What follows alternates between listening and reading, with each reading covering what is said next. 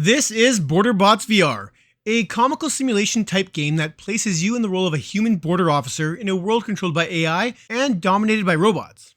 This releases February 8th, 2024 for the PSVR 2, PCVR, and Quest 2 end-up headsets for roughly $20 US, and for this review, we checked out the game on the Quest 3 and PSVR 2. It's Job Simulator meets Papers, Please, and if that sounds like a winning combo to you, you're not wrong.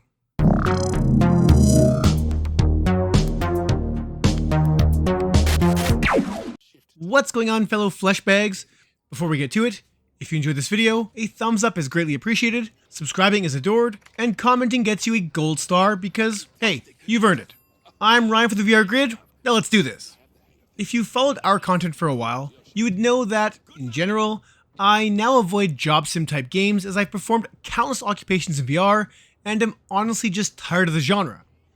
So when BorderBots was announced, you would think I would have dismissed it outright, but for some reason, being a border control officer for robots seems somewhat appealing, so here we are, and while it can be a little frustrating at times, it's a fair bit of fun. You play as a human, but not just any human, as you are the first in a long time, over 2 decades in fact, to have an actual job. Yay, thanks to your AI overlords deciding that your skills are required to manage a border stop. Some comical shenanigans ensue, thanks to some newscasts that shed some light on the world you're living in, as well as your own robot servants, who often require your aid as they find themselves in trouble in your new, fancy living quarters. The between-job stuff I found to be a little tiresome, as the comedy didn't quite land for me, but given the lighthearted nature of just about everything in here, and just how brief some of these interactions can be, they never offended.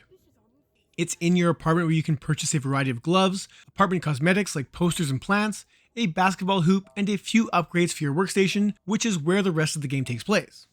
Every day you wake up, smack the alarm, aka your robot assistant, check out the goings-on in your home before hailing a flying cab to take you to work. It's here where your boss, via hologram, will let you know what you need to get your job done that day. This starts off easy enough, with just making sure that the robot type and manufacturer symbol match the info sheets they provide, though each day will offer new stuff to look out for, and or extra criteria for that day. Soon enough, you'll have to detain robots smuggling contraband, test the flammability of specific robot types, check to see if their modifications match their description, ensure the zone they are from isn't banned, scan barcodes, and a host more obstacles that make each day its own challenge. If I had the time to thoroughly go through each bot's files, no worries, but each day only offers you somewhere in the neighborhood of 6 to 12 minutes to get through the queue of robots. Of course, you are scored based upon your success rate, so every time you mess up, your points for that day get penalized, as does your ranking against your fellow human coworkers.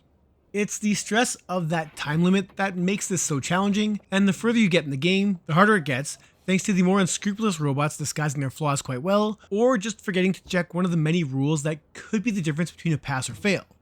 When contending with so many options, I often found myself forgetting to check the scale, which indicates when a robot is smuggling contraband, and every time I missed that, I cursed out loud at my own lapse in judgment. Sometimes robots will have their manufacturer logo hidden in a weird place in their frame, forcing a waste of precious seconds to find it, and even more time to remove or replace it if it's a counterfeit one. Additionally, some NPCs may ask you for favors that typically go against doing your job properly, but could benefit you in the long run, adding some replayability thanks to differing narrative paths and multiple endings. It is a little unfortunate that there isn't an endless mode where you could hone those skills, as the challenge factor is fairly high once you unlock all the tools and checkpoint options, but with that said, my first round through the campaign took me a surprising 5 hours to get through, and I had fun all the way to the game's conclusion. That's not to say the gameplay is perfect, and while nothing in here is broken, I would have loved the ability to customize my workspace without risking items respawning back to their storage slots. There is also a grab option that lets you point at an item and bring it to your hand, but I found this to be incredibly finicky and sensitive on the PSVR 2, to a point where I just gave up using it unless necessary, while on the Quest 3, that function worked much better.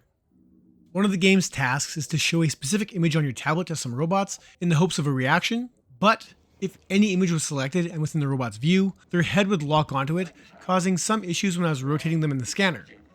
I have a few other minor quibbles, but for the most part, I just navigated around these shortcomings as none of them broke the game, just mess with it until I learned how to avoid them.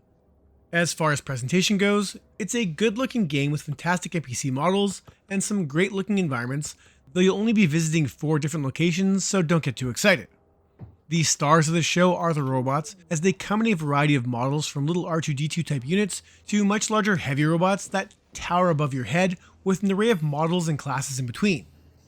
They'll wait patiently in line until they hear the ding of the next in line button, and when they approach your station, they may just be polite and pass over their ID, or do something a little more unexpected. Everything is very cartoonish, and the complexity of each robot's design made them fun to watch and scan for those inconsistencies that may prevent them entry. The environments aren't anything special, but they do the job of carrying the narrative along, though I will admit that I was quite impressed by the view from your apartment, as it features not only a very high-resolution background, but enough moving 3D elements into and on top of it that made it look like an authentic and busy futuristic city.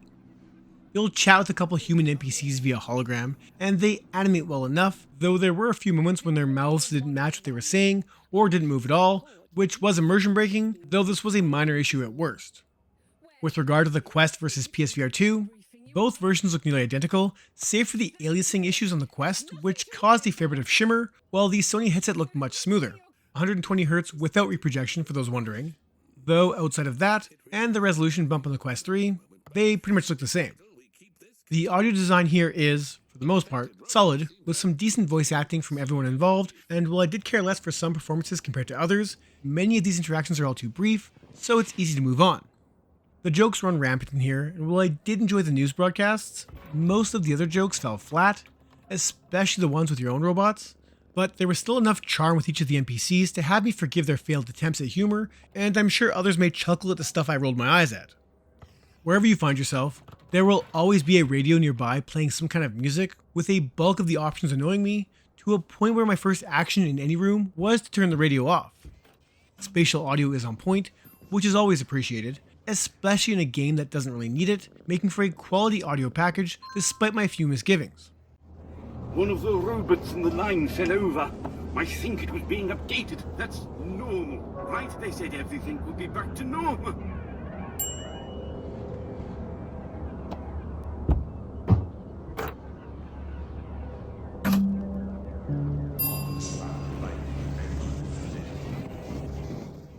It's not a perfect game, but it is a fun one, and I was surprised just how well this kept my attention, thanks to constantly changing criteria for bots crossing the border, and additional tasks like shooting down drones trying to sneak past you, or navigating the various NPCs and their additional challenges.